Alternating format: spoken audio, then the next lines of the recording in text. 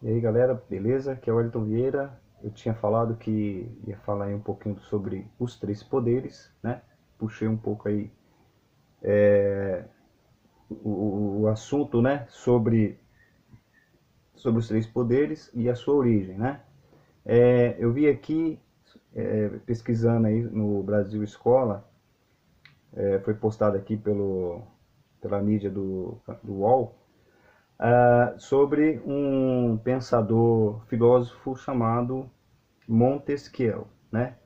Bom, ele aponta que cada um desses deveriam, né, desses poderes, deveriam se equilibrar entre a autonomia e a intervenção nos demais poderes. Dessa forma, cada poder não poderia ser desrespeitado nas funções que deveria cumprir.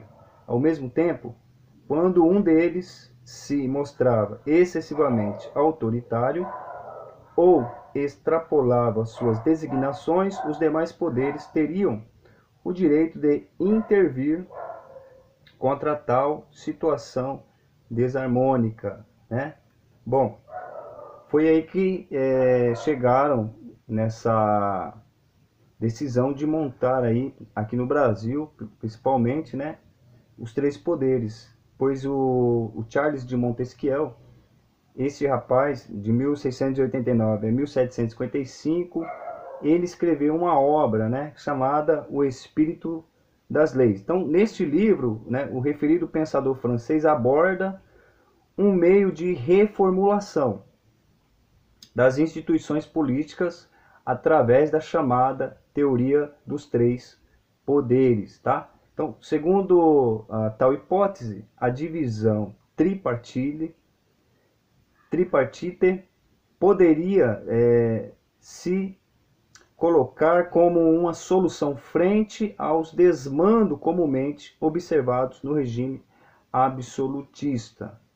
Então, para que não houvesse ali um poder absolutista, um poder autoritário, né, individual, ou que alguém se, como é que eu posso falar assim, se mantivesse se sustentando, né, ou o poder se mantivesse sustentado somente por uma pessoa ou por uma instituição, foi-se criado então os três poderes, para que não fique somente o poder numa única instituição, mas nessas três instituições que uma pode cobrar a outra, né, desses três poderes, uma pode cobrar a outra, e como diz aqui, né, o texto, se algumas dessas instituições elas ultrapassarem os seus limites, né, as outras duas instituições elas podem punir, tá certo? Elas se reúnem ali e tomam as devidas providências. Quais são os três poderes que nós temos aqui no nosso país? E é os três poderes que administram a nossa nação: poder executivo, o poder legislativo e o poder judiciário, beleza? Então até aí deu para me dar uma explicação mais ou menos, depois você pesquisa aí melhor, se você se interessar nesse assunto. Eu só dei assim como é que eu posso dizer assim, uma breve explicação, né, bem rápida, resumida, bastante resumida, para que você possa ali mais ou menos compreender a origem, né, dos três poderes, como surgiu aí, tá certo? Então é isso. Você sabe qual é a função dos três poderes, né? Do poder executivo, legislativo e do judiciário? Pois então, o poder executivo ele está responsável por administrar o país, né? E ali fazer políticas públicas que beneficiam a população, tá certo? Então esse é o papel do poder executivo, tá? E também ali de cumprir e aplicar as leis, tá certo? Manter boas relações com outras nações, né? Fazer ali comércio, fazer ali transações, exportações, né? Para que haja uma economia pujante no nosso país, para que haja emprego, tá? O Poder Executivo também, ele tem o dever e a obrigação, vamos se dizer assim, a obrigação, né, e a responsabilidade de manter a saúde do país em bom estado, a segurança em bom estado, né, que mais? Assim, a infraestrutura, né, do país, asfaltos, lugares, fazer com que chegue água onde não tem, luz onde não tem, manter a inflação sempre ali na porcentagem ideal e tal. Então todas essas coisas aí é a função do executivo para administrar a nação, administrar o país, tá certo? Esse é o papel. Não estou dizendo que isso está acontecendo, tá?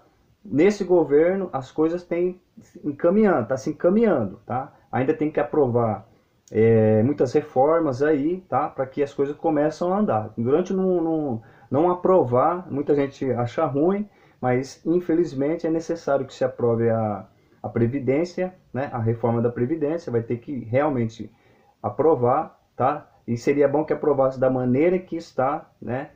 Porque isso aí vai trazer investimentos para o país, vai trazer confiança dos investidores para o nosso país, e aí sim o país vai começar aí a alavancar, crescer, né? E também fazer aliança com países prósperos, né? Com países que realmente têm uma excelente economia, e aprender a trabalhar com esses países, tá? Fazer parceria aí, Estados Unidos, Canadá, Inglaterra, Israel e tantos outros países aí que o Brasil deve se aliar, se unir. Com certeza eu acredito que isso vai acontecer. O Chile, né? E tantos outros aí. Beleza? Essa é uma das funções aí. Muitas outras funções existem do Poder Executivo, mas eu estou sendo rápido para que eu não tome muito o nosso tempo. Beleza? Também tem aí o Poder Legislativo. Qual é a função do Poder Legislativo, certo? É ordenar e criar leis, tá certo? Para o país. Além de julgar além de julgar, também fiscalizar o Poder Executivo. Então, o Poder Legislativo ele tem essa função. Eu não falei também que o Poder Executivo ele se divide aí em três esferas, tá? O Poder Executivo ele se divide em três esferas. Quais são essas, né? O Poder o Federal, Estadual e o Municipal, tá certo? Então, esses se dividem nesses três. O Poder Federal é regido pelo Presidente da República, do governo pelo governador, né? E o municipal pelo prefeito, tá certo? E cada um desses, eles têm a sua independência, tá? Eles têm total autonomia aí para poder nomear ministros e secretários para que os ajude aí na administração do país, porque eles sozinhos, né, seriam incapazes deles conseguir aí reger, principalmente um país tão grande quanto o nosso, tá? Então, você viu aí que o presidente ele teve que nomear aí os seus ministros, cada um, né, na sua função, o ministro da Educação, o ministro da Infraestrutura, o ministro dos Direitos Humanos, das Mulheres, né, da Família, o ministro da Cultura, e daí vai, tá? Cada um desses tem a função sobre cada ponta aqui do nosso país, tá certo? E o prefeito a mesma coisa, ele ali nomeia seus secretários, o governador nomeia ministros também secretários, para que eles possam ajudar. Esses ministros, esses secretários, eles são cargos de confiança, tá certo? Eles não são nomeados, eles não são eleitos, né, pela população, tá certo? Mas são cargos de confiança do prefeito, do governador e do presidente da República, para que eles possam trabalhar ali em conjunto, cada um na sua área, na sua função, para que o país possa rodar, girar, tá certo? Então, é isso daí. Então, o Poder Legislativo também é a mesma coisa. Ele também se divide em três esferas. Quais são essas, né? Tem a Câmara dos Deputados, tem o Senado Federal, a Câmara dos Deputados Federal e os senadores federais, né? Que esses são aqueles que... deixa eu dar uma olhada aqui. Esses também podem criar leis, tá? Então, a Câmara dos Deputados cria leis, tá? O Senado também cria, tá? Cria as leis, só que o Senado ele já é um pouco mais diferente ali dos deputados federais. O Senado ele fiscaliza também, né, os projetos de leis que muitas vezes vêm da Câmara dos Deputados. Então eles pegam esse projeto, eles analisam esse projeto, tá certo? E se ali tiver alguma pauta dentro daquele projeto de lei ali, para que eles coloquem em pauta para ser aprovada, eles não concordando, o que eles fazem? Eles devolvem aquele projeto de volta para os deputados federais para que eles revisem, mudem ali algumas coisas. Agora, juntamente ali com o Senado, eles entram em um comum acordo, volta, tem a nova votação na Câmara, o pessoal ali todos concordam, votam a favor, manda para o Senado vendo que foi mexido, está do jeito que eles concordam, eles aprovam também, tá? Então o Senado também ali ele fiscaliza, tá? Essas pautas aí, tá certo? E também, como disse que no legislativo se divide em 3 esferas, então é isso, né? Os deputados senadores, tá? Federal, também tem, e no âmbito governamental, deputados estaduais, e no âmbito municipal, os vereadores. Ambos eles têm o papel também de criar leis, né, para os seus respectivos lugares, para o governo do estado, no estado e no âmbito municipal também, tá certo? E eles também têm o dever de fiscalizar, assim como os deputados federais, assim como porque eles são legislativo também, eles fiscalizam o executivo, tá? Como você aprendeu aí, que eu falei aqui, quem são os executivos? O presidente da República e toda a sua turma, o governador e toda a sua turma, o prefeito, tá certo? E a sua turma ali que trabalha em conjunto. Então, os deputados estaduais, senadores, deputados federais, senadores, deputados estaduais e vereadores também fiscalizam ali os executivos, o presidente da República, o governador e o prefeito do município, tá? Então esses aí são os 2 poderes. Agora, os 2 primeiros poderes. E aí tem o terceiro poder. Qual é o terceiro? O terceiro poder é o judiciário, né? Que nós conhecemos aí como o STF, Supremo Tribunal Federal, tá certo? Esse é o órgão máximo aí do judiciário, tá? Esse é o patamar mais alto aí da linha do âmbito do judiciário, tá certo? Então todos, acredito que desembargador, advogados, juízes, promotores e tantos outros sonham, né, em chegar um dia a ministro do STF, né? Porque acho que é o patamar alto ali, o auge de todos ali, tá? Então, eles chegando ali, chegaram ao nível máximo ali da sua profissão, ser ministro do STF. E o STF, ele é regido por 11 ministros, tá?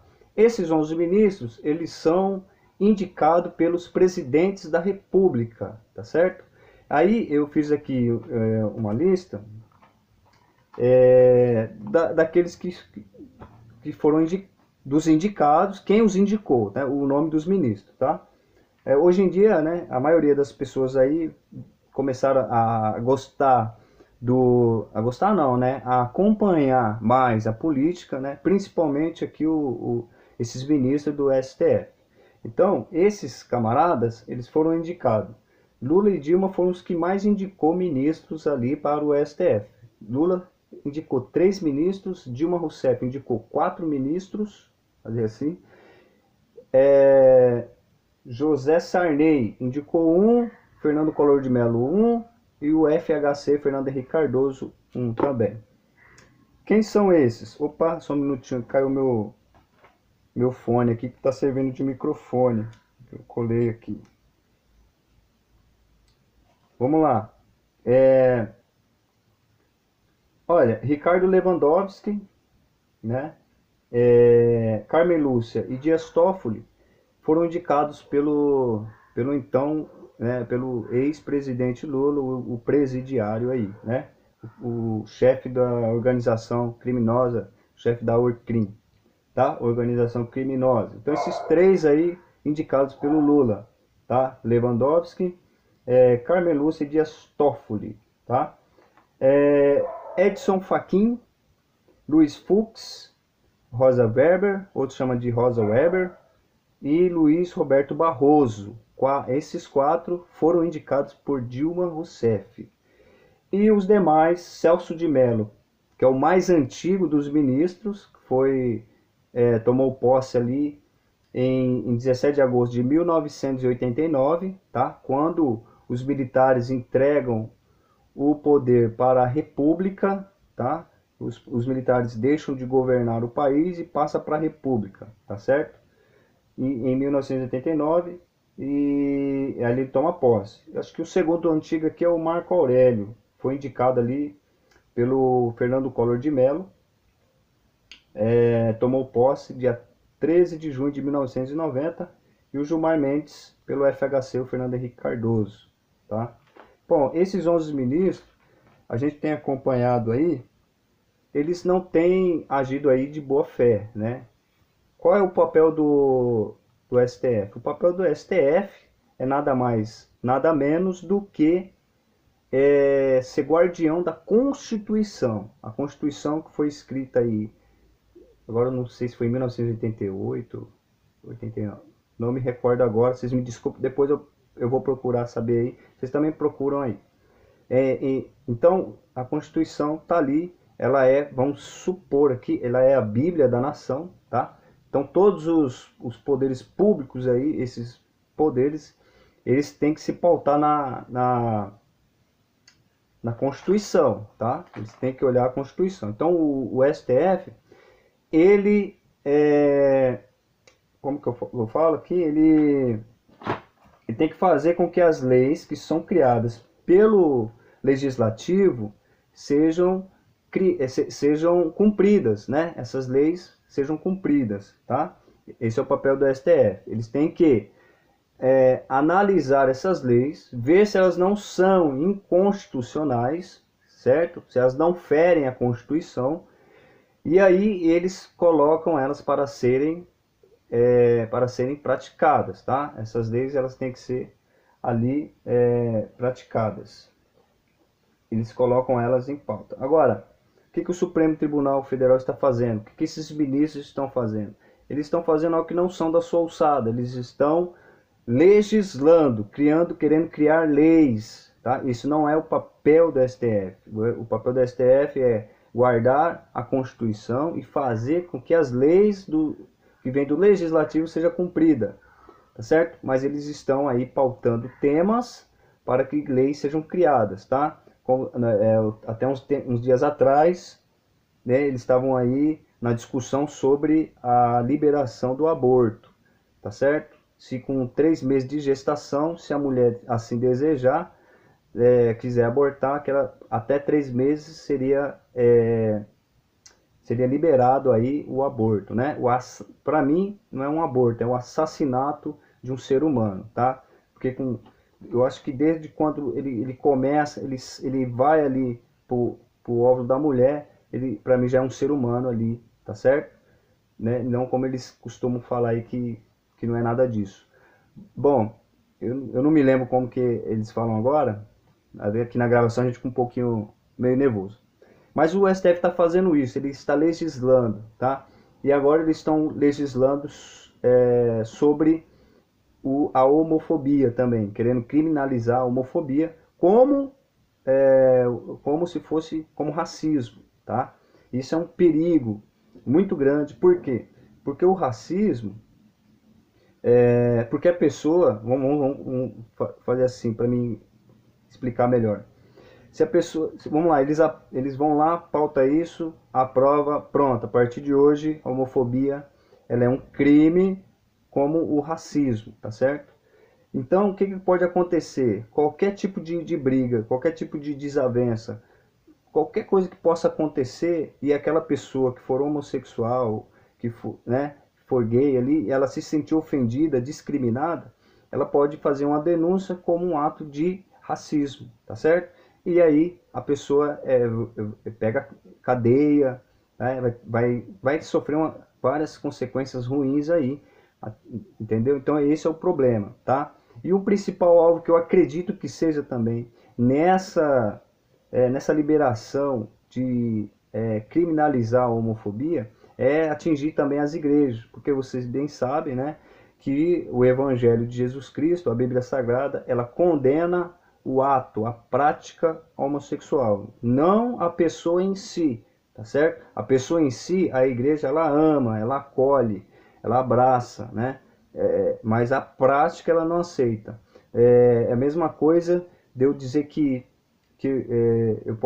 eu amo a minha filha, mas eu posso amar a minha filha, mas também posso não concordar com a prática que ela faz. Então, é bem diferente. Não é porque eu não concorde com a prática dela que eu precise ali espancá-la, que eu precise ali judiar, entendeu? Então, não tem nada a ver você discordar, mas você pode discordar e amar. A igreja faz isso. Ela discorda da prática que nós entendemos que a Bíblia nos ensina que é pecado, entendeu? Mas amamos a pessoa em si, certo? Então, o principal alvo, com certeza, aí é atingir a igreja. Então, esse é o grande problema que eu tinha falado nos vídeos anteriores, tá? E aí, vocês que não assistiram os vídeos anteriores, tá? Assistam aí. Esse vídeo eu acho que é o que eu tô melhor, expressando assim melhor, tá? Não sei se é porque eu tô aqui em pé, né? Mas eu tô me expressando um pouco melhor aí, tá? Beleza? Então, começa assim mesmo. Me ajude aí a fazer que esses vídeos cresçam, as visualizações, os inscritos, tá? Passam aí por se interessar por essas pautas também, que é importantíssima. Atinge a nossa vida sim, tá? A política, tá certo? E agora o judiciário aí, ela tá tendo atitudes aí de ditadores, tá?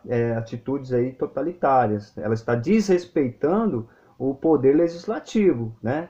O qual eu acabei de ler aqui sobre qual foi a intenção da criação dos três poderes, né? Uma não poderia interferir no trabalho da outra, né?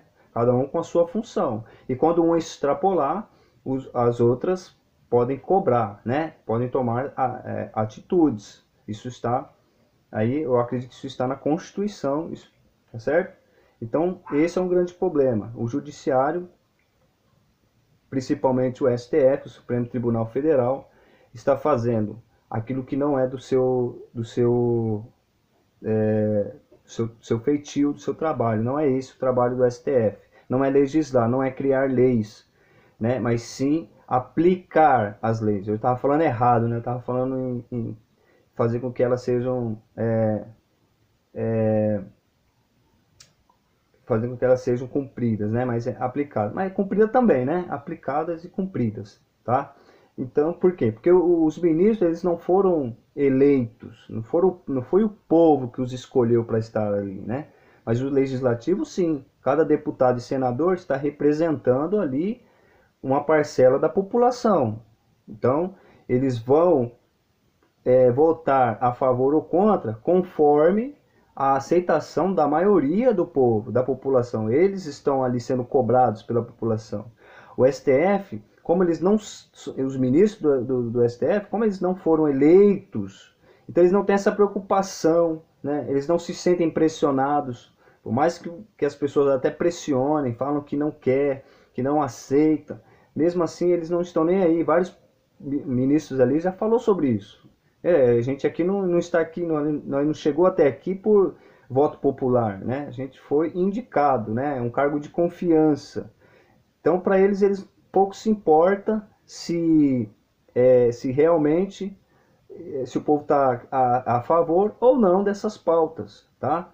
Dessa parte aí da homofobia, de criminalizar a homofobia, se eu não me engano, três ou quatro ministros já votaram a favor, tá? Então, isso é um grande perigo aí para nós, para a sociedade. E se empatar, cinco, geralmente eles fazem isso para dizer que está aquela divisão ali dentro, né? Está disputado. Então, são 11 ministros. Só que um desses 11 é presidente. Hoje, quem é o presidente? O Dias Toffoli. Quem é Dias Toffoli? Dias Toffoli foi o advogado geral da União na época do governo Lula, tá? Até então foi pelo qual ele foi aqui indicado pelo próprio Lula na época, tá? E aí hoje ele assumiu a presidência. Hoje ele é o presidente. Ele já foi advogado de um outro bandido perigosíssimo, comunista, guerrilheiro, José Dirceu, tá? Ele também, então ele faz parte um pouco dessa patota aí. Então ele é um perigo aí, tá? Então caso venha né? Porque são 5 ministros de um lado, 5 do outro. Então diz que um é a primeira turma, o outro é a segunda turma falada. Primeira turma do STF, quando você ouvir assim, primeira turma do STF, tá votando e tal, a segunda turma também votou, tá? E se eles, se 5 votam a favor, o outro 5 votam contra, fica empatado. Então quem decide ali o desempate, né? O presidente é que vai fazer a votação. Mas se eu não me engano, já tem 3 votos a favor da criminalização da homofobia, tá? Não sei se eu fui bem claro aqui, eu sei que eu gaguejei um pouco e tal, procurei aqui lembrar das palavras corretas, mas acho que você deve ter entendido um pouco. Pesquise mais aí sobre esse assunto. Tem muita gente boa aí no YouTube aí que explica sobre essa situação, o perigo que é essa aprovação aí dessa lei aí que criminaliza a homofobia, tá? Mas então eles vão voltar com essa pauta ainda novamente. Eles vão voltar ainda, eles não terminaram de voltar ainda com a, a discussão lá sobre o aborto. Eles ainda vão voltar, né? Mas eu peço que o legislativo tome providência quanto a isso, né? Que o Senado tome providência quanto a isso, porque o Senado ele tem poder de intervir sobre isso. O Senado ele pode até colocar, ele pode até impeachment os ministros. É o único órgão ali que pode parar o STF, tá? É o Senado, impeachmentando esses sem vergonha desses ministros, tá? Que estão tudo ali. Nenhum desses, você pode ver que nenhum deles, eles não prenderam ninguém, tá?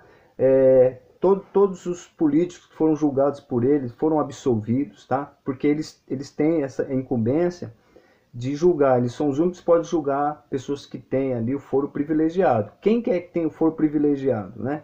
Presidente da República, ministros, deputado federal, Senado, senadores, né? Juízes. Então toda essa gente aí tem esse nível alto aí né, profissão pública.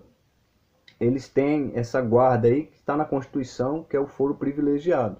Então, a primeira e a segunda instância do judiciário não podem julgar. Quer dizer, na época que hoje o ministro da Justiça, Sérgio Moro, que era juiz, ele era da primeira instância. Então, ele não podia julgar ninguém que que ainda estava no cargo, exercendo a função ali de deputado, de senador e de coisa e tal. Ele não podia, tá? Só quando a pessoa termina o seu mandato, perdeu o foro privilegiado, aí sim um juiz de primeira instância, segunda instância pode julgar a situação dele. Então, mas por enquanto há muitos ali que estão encrencados, roubaram, fizeram um monte de situação e o STF até agora não tomou nenhuma providência quanto a isso. A gente vê ali Renan Calheiros, tem uma lista ali de denúncia contra ele, já virou réu e nada é feito, tá? O STF ali não faz nada quanto a isso. Pelo contrário, eles têm dado habeas corpus para pessoas que já foram julgadas e que estão presas, tá? Eles estão dando habeas corpus. Aí já tem um monte de problema aí com o Gilmar Mendes, né? E outra coisa absurda aí que a gente viu pelos últimos dias, Gilmar Mendes ligou para o Lula quando ele estava no velório do neto dele, prestou ali suas condolências. Aonde o ministro, né, que está ali para proteger a justiça, para proteger ali a Constituição, que é um cara da justiça, liga para um presidiário, um cara condenado em primeira e segunda instância, tá? E já foi condenado mais uma, e houve outra condenação sobre ele, que já estão se somando aí 25 anos e outras que virão. Um cara, né, ministro do STF, da Suprema Corte, né, do órgão máximo aí do judiciário, ligando para um presidiário, né? Isso não pode acontecer, tá? Isso é caso de impeachment. Ele, Marco Aurélio, todos esses aí sempre votando contra o povo brasileiro, tá? Prestem atenção em todos os passos que esses ministros estão dando, tá certo? Você vê aí o Ricardo Lewandowski no impeachment da Dilma, ele foi lá e passou por cima da Constituição, porque quando um presidente da República ele é impeachmentado, ele perde todos os seus direitos, tá? A Dilma Rousseff, ela deveria ser punida com, além dela deveria ter sido presa, mas não foi, mas pelo menos deveria ter sido punida como a Constituição ela exige que após o impeachment de um presidente, ele não pode exercer nenhum cargo público durante 7 anos, ele não pode se eleger. A Dilma Rousseff se elegeu aí a senadora, né? Se não fosse aí os mineiros aí a ter dado um banho e um pé na bunda daquela mulher, hoje ela poderia estar lá no Senado agora ali, tá? Fazendo oposição ao governo, tudo aquilo que e defendendo tudo aquilo que não presta, como eles sempre fizeram, né? Sempre ali eles ali sempre defendendo ditaduras como a de Nicolás Maduro, a ditadura de Cuba, ditadura da Nicarágua, dos países africanos, da Coreia do Norte, da China, né? A China eu acho que não é mais nenhuma ditadura comunista ali, eu acho que ali é uma ditadura fascista mesmo, né? Aí vocês têm que estudar o que significa realmente o fascismo, tá? Depois eu posso até estar falando sobre isso, aonde que realmente aconteceu, né, um governo fascista e tal. Beleza? Então é isso daí. Espero que vocês tenham gostado, aprendido alguma coisa. Desculpa aí ainda minha apreensão para falar, um pouquinho prendido. Mas aos pouquinhos a gente vai se soltando mais, vai aprendendo, tá certo? Dá um joinha aí, eu preciso aprender a falar isso logo no começo, né? Curte se você gostou, compartilha. Ajude aí a ganhar mais inscritos. Se você não é inscrito, se inscreva aí nesse canal, tá certo? Eu preciso também aprender a fazer um vídeo mais curto, tentando falar rápido, só que muitos assuntos abordados aí. Eu agradeço a sua atenção e até mais. Uma grande paz do nosso Senhor Jesus Cristo. Deus abençoe.